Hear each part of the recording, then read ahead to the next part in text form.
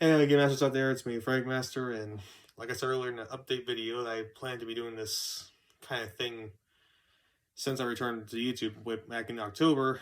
So I made a point one of my main videos that I said I'll be releasing one of these videos at the end of the month. Well, it's going to be a little earlier expected, but it's my first ever writing video. I'm posting this this channel. So, yeah, I've written a piece of work, and at the end, I mean, I know it's not great. It's not supposed to be great at the beginning, but the purpose of this is to get constructive criticism, get a third, fourth, fifth opinion, like a bunch of opinions, so I can see what I need to improve on. Things that are good, things that are not really great. What can I improve upon, so I can better myself for my future career path coming. Coming closer than I want to, but yeah. This is my purpose is to make the writing. I might make this a series. I probably will, but its whole purpose is to make sure that it's gets better every time I do it. And with your help, I'm able to do just that. So feel free to leave a comment, tell me what needs to be worked, what things you liked, things you think could be improved upon. Please keep it in a constructive manner. Don't try to do anything vile. You have every right to criticize. You can see whatever's wrong with it. You can go as far as you want to, but just make sure it's constructive and make sure it's relatable. Sorry, make sure it relates to the story itself and just things I could improve upon. So, I hope you enjoy. It's my first time doing this, so I might be a little bit wishy-washy in terms of my speaking, but I'll add visuals, have music playing, just try to enjoy. Keep all your thoughts as you can go on. You can feel free to pause the video anytime you want to. I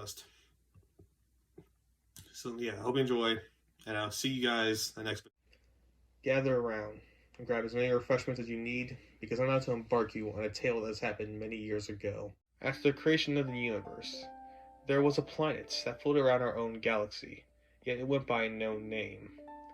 This planet was host to two different races. One was no different than you and I, humanoid in their approach, yet what made them different is that they had these things called abilities. These abilities allowed them to either control the elements of the universe, or enhance one of their own capabilities to farther heights. They coexisted with a different tribe, one that has followed a greater darkness. Because of his great power, they decided to follow him to wherever he went, despite the fact that he never came back to that planet. For a while there was peace. Though the two tribes had disdain for each other, they both merely tolerated each other for a while before, eventually, one man rose up within the humanoid race. That man went by the name of Ebenezer Starticus, and he pledged that this is their planet, and that they should be the ones to take control over it and not let the warriors of darkness do so. And so he and many other people he dubbed the Star Warriors continued to attack and try to build their own kingdom upon this planet. The tribe of darkness, to stop this effort, tried to attack back and continue living on this planet. Unfortunately, they didn't have enough to power past the abilities, and thus, Ebenezer's led group allowed them to take control of the planet and drive the tribe of darkness outside of it.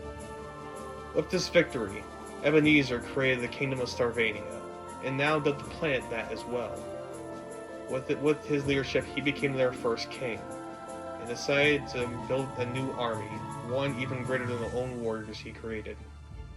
Thus, the Star Warriors were made, and they were the ones who took control over this planet with relative ease. The Tribe of Darkness, however, wasn't going to take this lying down, and so they found two new leaders, one ready to lead a charge. One was a warrior of Crimson, who came in a flash of lights and pledged that he will help them stop these so-called Star Warriors. The other was a master of poison, and he even dubbed that as well, saying that his father once was part of the Tribe of Darkness themselves, and that he will help them in any efforts they can. However, because of the battered state of the tribe, they are unable to lead their onslaught upon Sarvania. So they spent the next few years rebuilding, creating an era of peace while they were doing so. Yet peace was only meant to be contained for so long. As they rebuild, Ebenezer grew old in his age, and was unable to lead like he used to. The Crimson Warrior knew this was the perfect time to strike, and so gathered up his troops to lead an onslaught upon Sarvania once more. However, he didn't account for the son of Ebenezer, Kevin Sardicus, to take up the mantle right after him.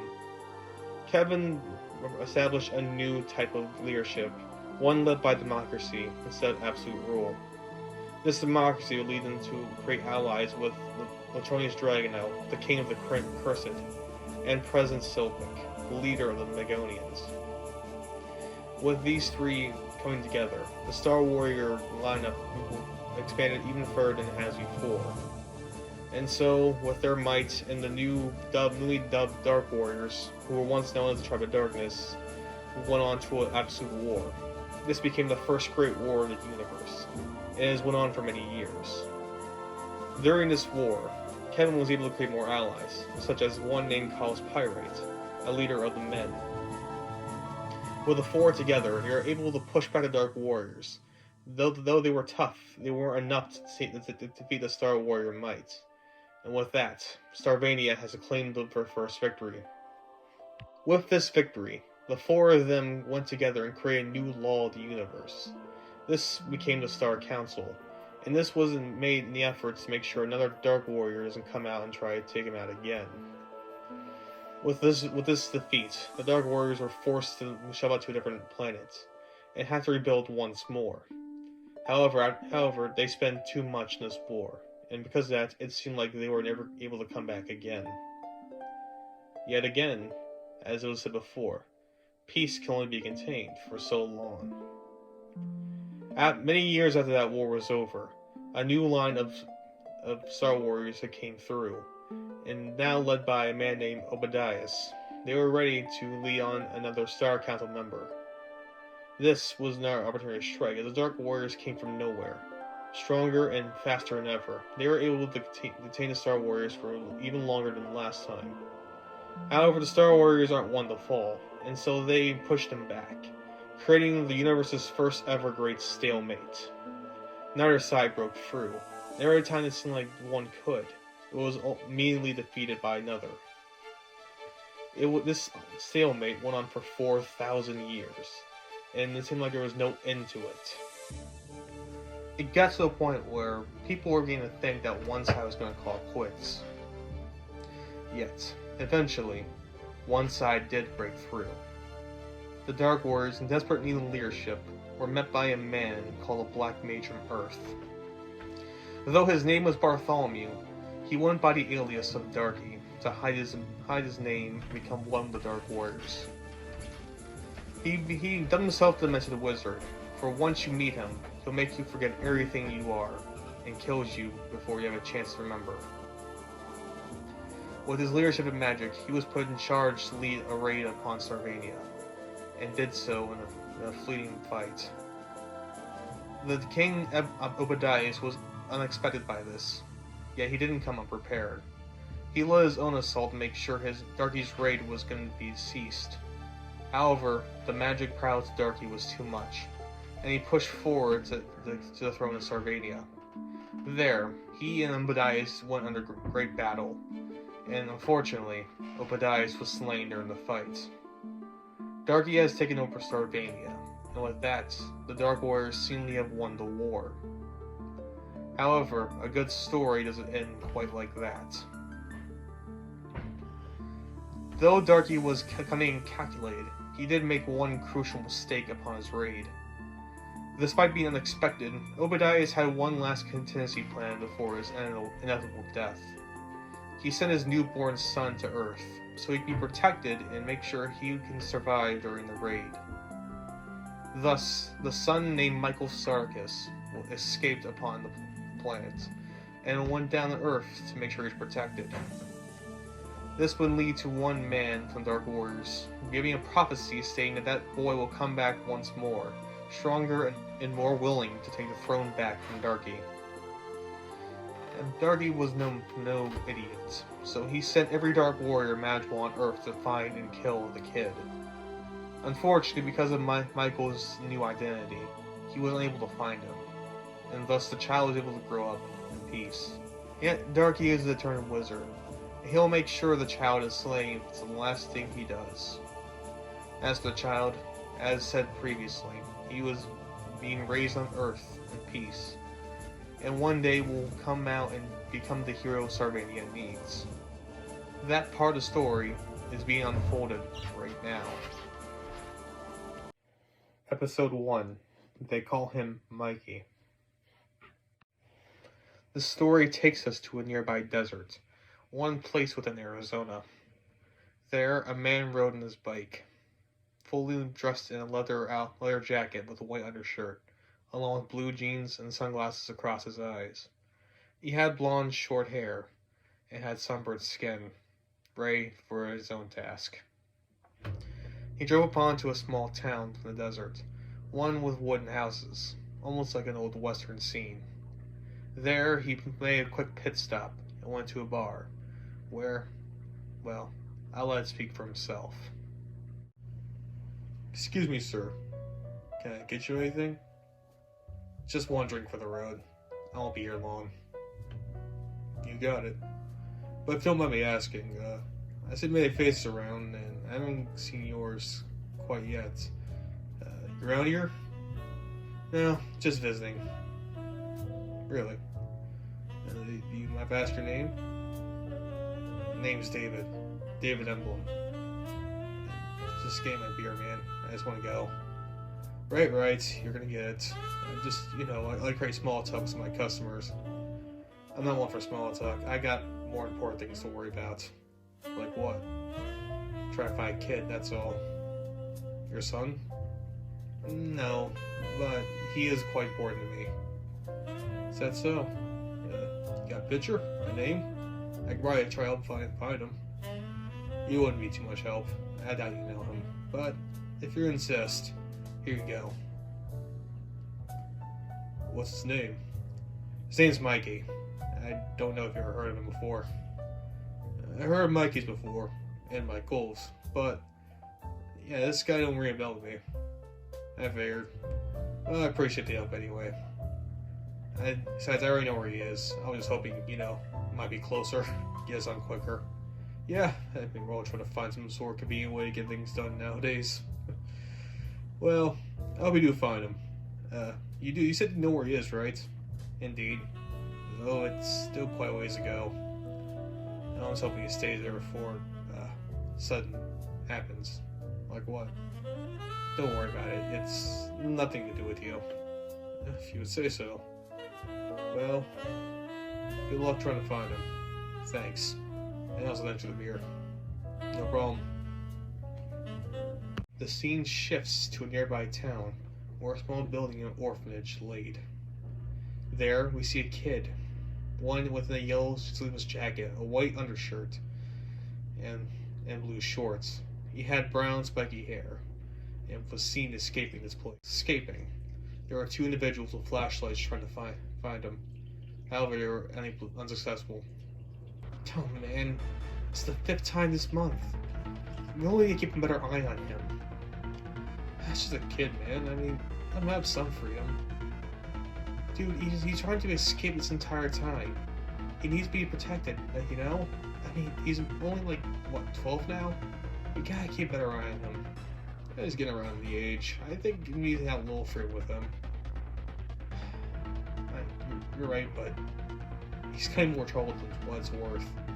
So where'd he go? To the kid. Everything's going to this corner plan. I just need to get out of here right now. I'll do better quick.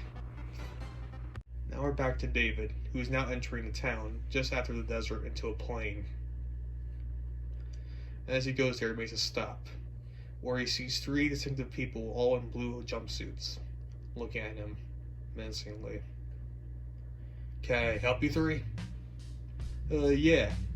What do you think you're doing here, Buster? Just crossing through, that's all. Really? Well, I gotta pay the toll. I don't see no toolbox here. No. I said the toll. No, I heard you the first time, buddy. Let's way through. Hold on, wait a minute. Just who do you think you are anyway? Not someone to worry about that, Sue. Is that so? Well, I think you should be a little worried, because we three are known as the Blue Hoodie Gang. We run this town, and we make sure nobody leaves without paying, or entering without paying. Oh, so you're just stealing then? No, we are paying. No, you're stealing. Don't lie. David attempts to walk away from the crowd, yet it wasn't successful, as the Blue Hoodie group decided to push him back. Look, I'm not looking for any trouble. I know, we are neither we. That's why I always wanted to pay the money up, or else we're gonna have to look for trouble. But they're really the best comeback you have. Seriously, you don't want to get in a fight with me. we got a tough guy here, don't we? Listen, do you really want to mess with me? Well, do you really want to mess with us? No, not really. But I have no concern for you, so please, just leave me alone. I don't think we would. As he was trying to come back, they saw the kid who was back once the orphanage right away. At the distance, they heard two other voices. And as the kid was running by, the Blue Hoodie said, "Oh crap, it's Mikey!"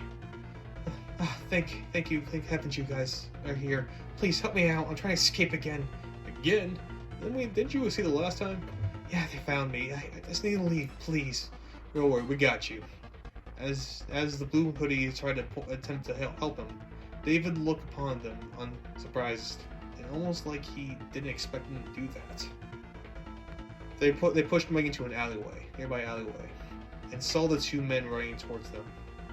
Hey, it's you guys again. Have you seen the kid that was running by here? Oh yeah, we saw him. He went that way. He pointed the wrong direction, obviously. Thank you. What in the... David couldn't say another word. He was so shocked at what happened that he just stopped. He shook his head though, and was willing to continue going. I guess you guys aren't so bad after all. Told you, we run this town. Right, forgive me. David hands out some pocket change and gives it to them. Here's your money.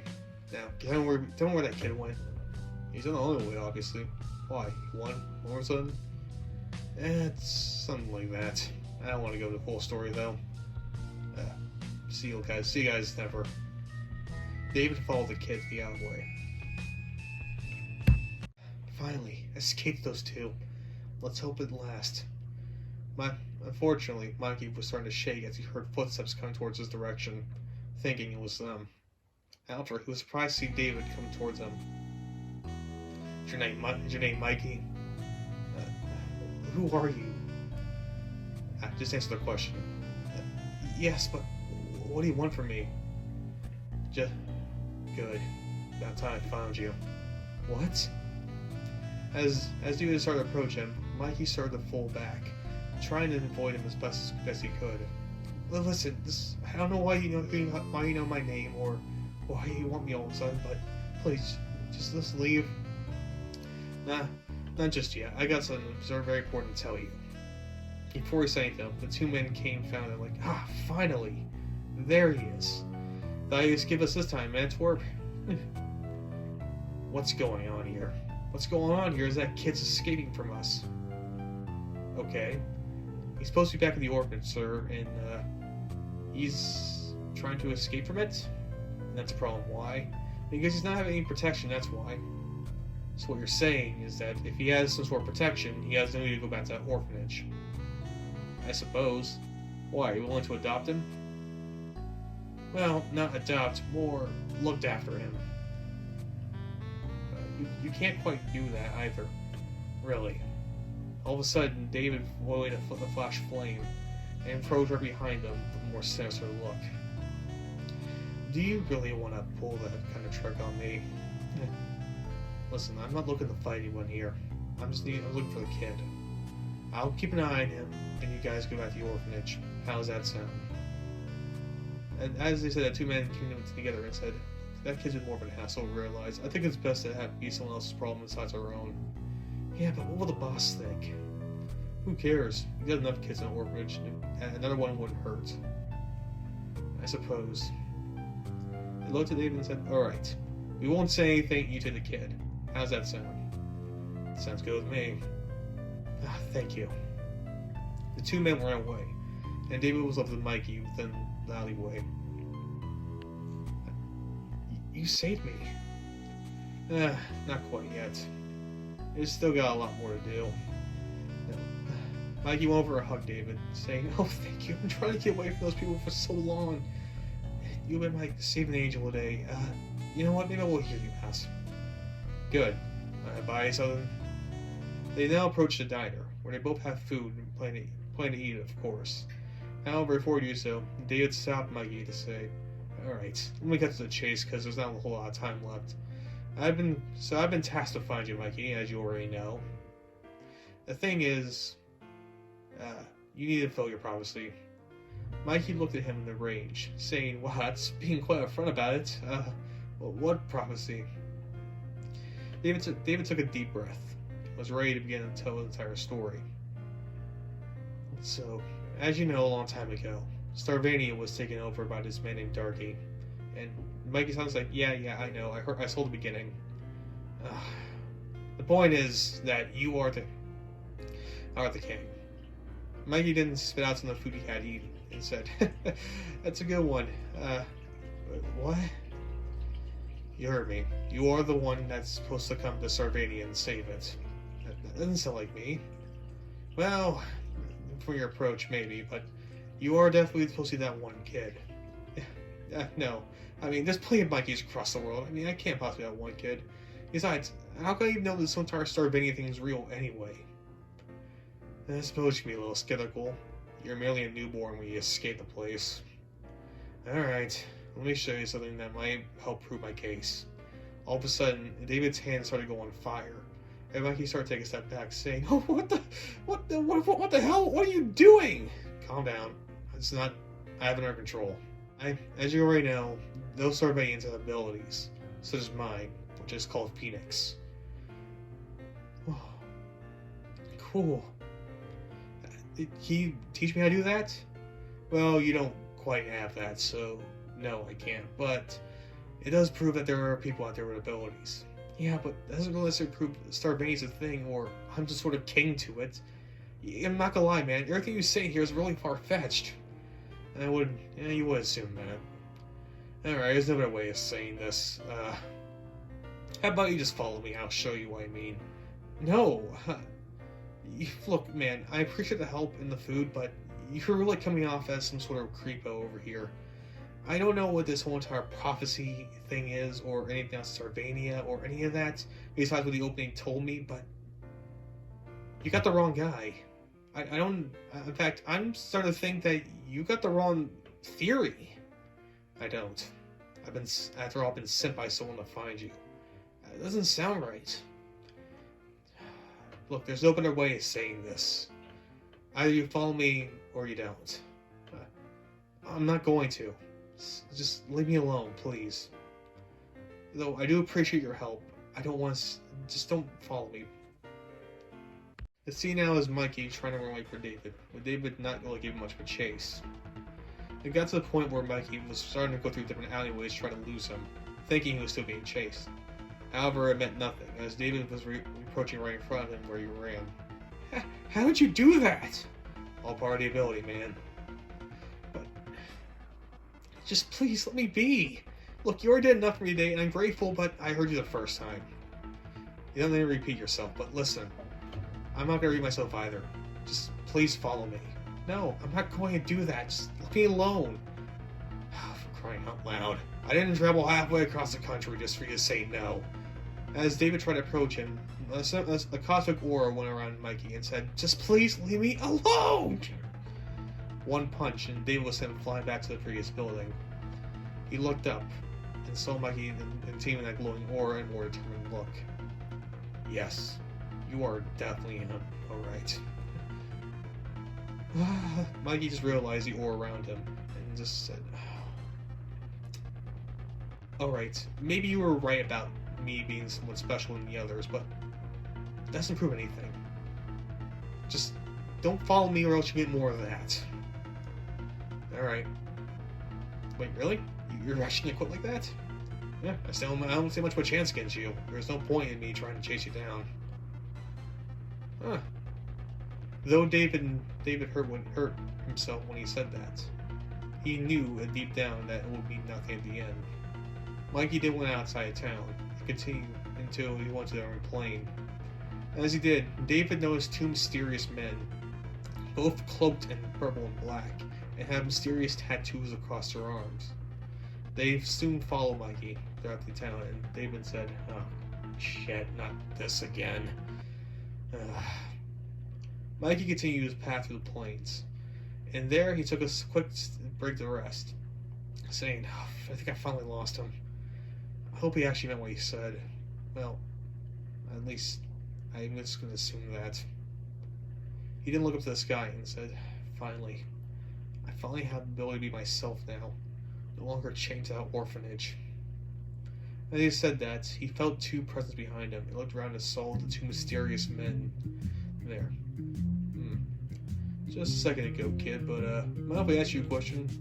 Look, I met a lot of weird people today. Just let me be. I don't want to cause anything. Don't worry, I'm not going to cause anything either. Just want to ask one question, that's all. Did you say your name was Mikey back there?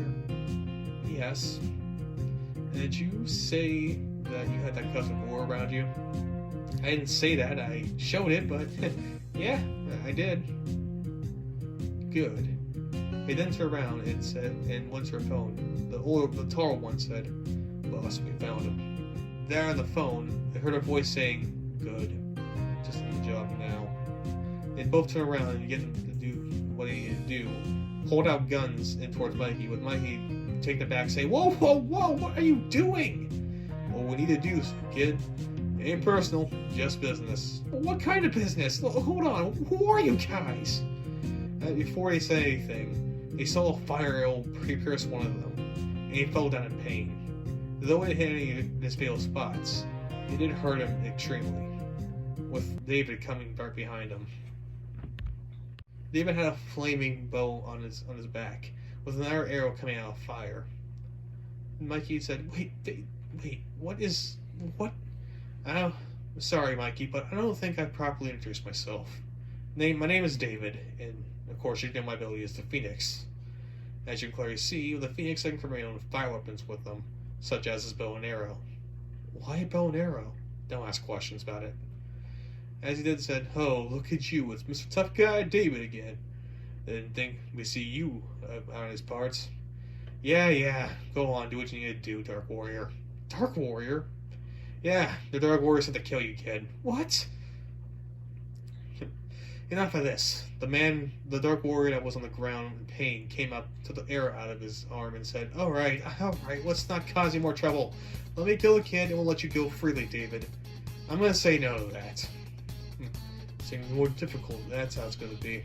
"Sure, whatever you say." Mikey was trying to back off. He was trying to accept the situation he could, but one of the Dark Warriors wouldn't let him. As he did so, David said, "Mikey, don't be afraid of them." "But just calm down, Mikey. Use your cosmic aura and beat them. You can do it. You're much stronger than they are." "But how do you know?" "Because I believe." As uttered those words, Mikey's aura came around again, and then he approached the Dark Warrior once more. The Dark Warrior tried shooting at him. Mikey was able to dodge relative ease. Doing that, Mikey went over and approached the Dark Warrior once more, giving one hard punch to the gut, sending him back in pain.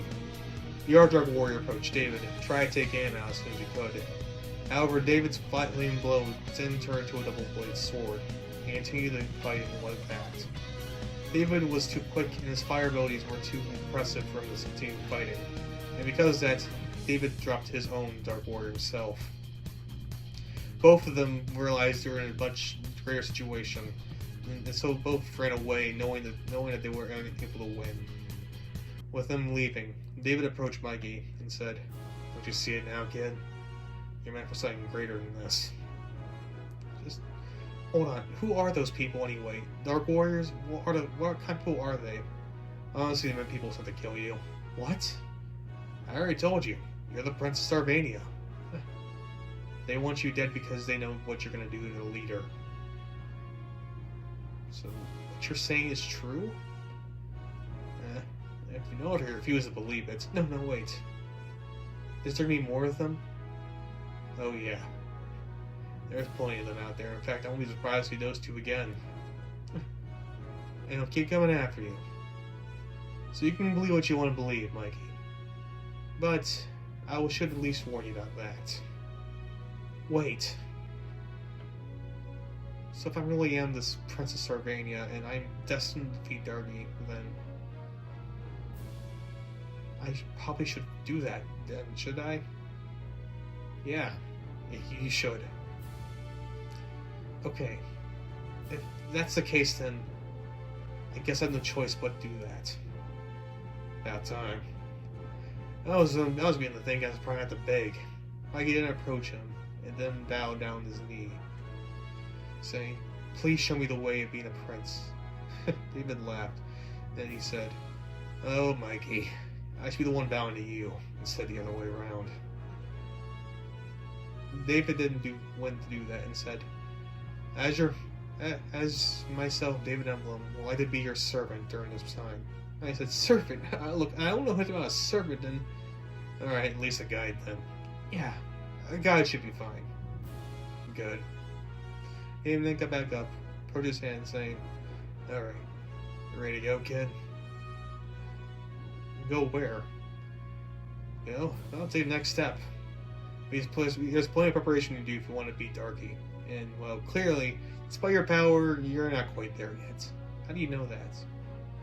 Trust me, kid. I know. Okay, well, you have been wrong so far, so you better not be wrong now. And well, our next step, anyway, is to go find the Starblade. The Star what? The Starblade, the woman for the king, you know? It's here on Earth, and, well, I don't really know where it's at, but that's for us to do. And in the meantime, while we're doing that, you can begin practicing your powers. Okay. Can you teach me?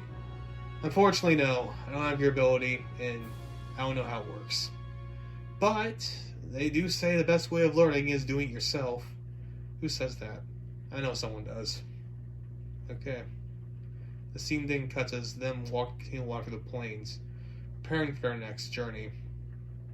As the two Dark Warriors, they went back to town to Adelaide and continued communicating, saying, "Boss, we were unsuccessful in an assassination. This Mikey guy, he's a lot stronger than we thought he was." "Is that so?" the voice said. I fear is what happened. We spent too much time trying to find him, and by the time we did, he's already gone well beyond our strengths. I fear that no Dark Warrior can really beat him now. However, there is a way to defeat him, and I know just who to ask. It's time I start taking matters to my own hands. And after he said that, the communication line went off. And with that, we come to the end of the first episode.